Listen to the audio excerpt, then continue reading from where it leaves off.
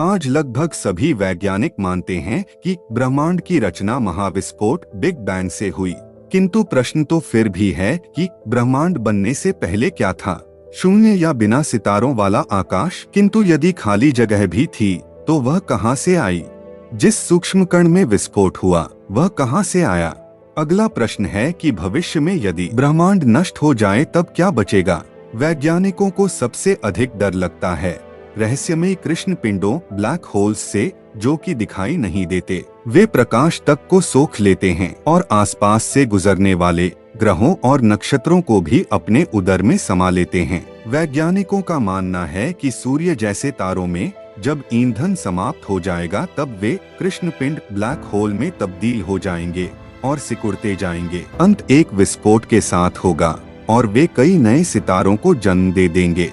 तो दोस्तों, आज हम जानने वाले हैं एक ऐसे महान वैज्ञानिक की कहानी जो सितारों की दुनिया का रहस्य समझाने वाला भौतिक शास्त्र का एक चमकीला सितारा था, जो हाल ही में सितारों की ही दुनिया में विलीन हो गया।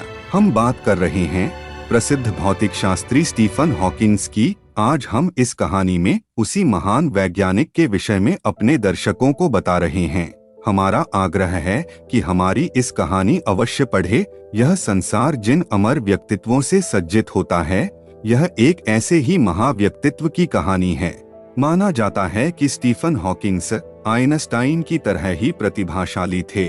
विशेष उल्लेखनीय बात यह भी है कि दिमाग को छोड़कर हर अंग से अपंग इस वैज्ञानिक की खोजें चमत्कृत करने वाली थीं। हॉकिंस के मशहूर होने का कारण भी यही था कि उन्होंने बहुत ही मूल प्रश्न का उत्तर खोजने की कोशिश की, ब्रह्मांड की रचना कैसे हुई। हम जानते हैं कि ब्रह्मांड का विस्तार मनुष्य की कल्पना से भी बहुत परे है। यदि मनुष्य कल्पना लोक में हजारों वर्षों तक भी उड़ता रहे तब भी वह इस ब्रह्मांड की थाह नहीं पा सकता, क्योंकि स्टीफन हॉकिंस कहते हैं कि ब्रह्मांड की न तो कोई सीमा है और न ही कोई किनारा। ऐसे में यदि इस ब्रह्मांड की उत्पत्ति और रचना के बारे में तार्किक और वैज्ञानिक दृष्टि से वे कुछ समझाने का प्रयास करते हैं तो वे साधारण मनुष्य नहीं हो सकते।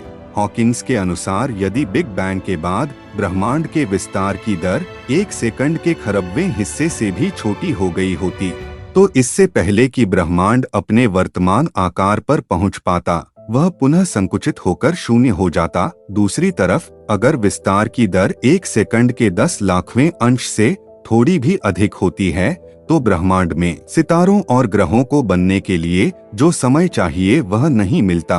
अर्थात बिग बैंग का विस्फोट अकल्पनीय रूप से शुद्ध और सटीक था, जिसने ब्रह्मांड को वर्तमान स्वरूप दिया। आइंस्टीन ने पहले अति सूक्ष्म कणों के गुण धर्म पर रिसर्च की। उन्हें क्वांटम फिजिक्स का नोबेल पुरस्कार भी मिला। किंतु जब उन्होंने देखा कि अति सूक्ष्म कण विज्ञान के नियमों का पालन नहीं करते, तब उन्होंने इस विषय को छोड़कर ब्रह्मांड के नियमबद्ध विशाल पिंडों पर काम करना आरंभ कर दिया और दुनिया को प्रसिद्ध सापेक्षतावाद का सिद्धांत दिया। किंतु स्टीफन हॉकिंस ने क्वांटम भौतिकी और सापेक्षतावाद में रिश्ता जोड़कर समझाया कि जिस सूक्ष्म कण के विस्फोट ने ब्रह्मांड को जन्म दिया वह विज्ञान के नियमों में बंधा हुआ नहीं था। दूसरा, उन्होंने कहा कि ब्लैक होल्स मृत होते हुए भी ऊर्जा के विकिरण छोड़ते हैं, जिन्हें अब हॉकिंस रेडिएशन के नाम से जाना जाता है। दुनिया का हर वैज्ञानिक हॉकिंस की खोज से सहमत होते हुए भी यह विडंबना रही कि हॉकिंस नोबेल पुरस्कार से वंचित रहे, क्योंकि उनकी खोज को प्रयोगों के आधार पर सिद्ध नहीं किया जा सका। उसे सिद्ध करना अगले कई दशकों तक आसान भी नहीं होगा। दशकों बाद यदि किसी तरीके से प्रयोग कर पाए तब कहीं जाकर उनका नाम नोबेल की सूची में आएगा। ठीक उसी तरह जिस तरह आइंस्टाइन द्वारा 100 वर्षों पूर्व गणित के माध्यम से प्रतिपादित नियम अब कहीं जाकर प्रयोगों द्वारा सिद्ध हो रहे हैं। ईश्वर ब्रह्मांड के साथ पासे नहीं खेलता, यह आइंस्टाइन की प्रसिद्ध पंक्ति है। किंतु स्टीफन ने जवाब में कहा कि ईश्वर पासे खेलता ही नहीं, बल्कि कभी कभी तो ऐसी जगह फेंक देता है जहां वे दिखाई भी नहीं देते। आइंस्टाइन को ऐसा सुंदर जवाब स्टीफन हॉकिंस ही दे सकते थे। हम तो केवल इन्हें चमत्कृत होकर देख और सुन सकते हैं।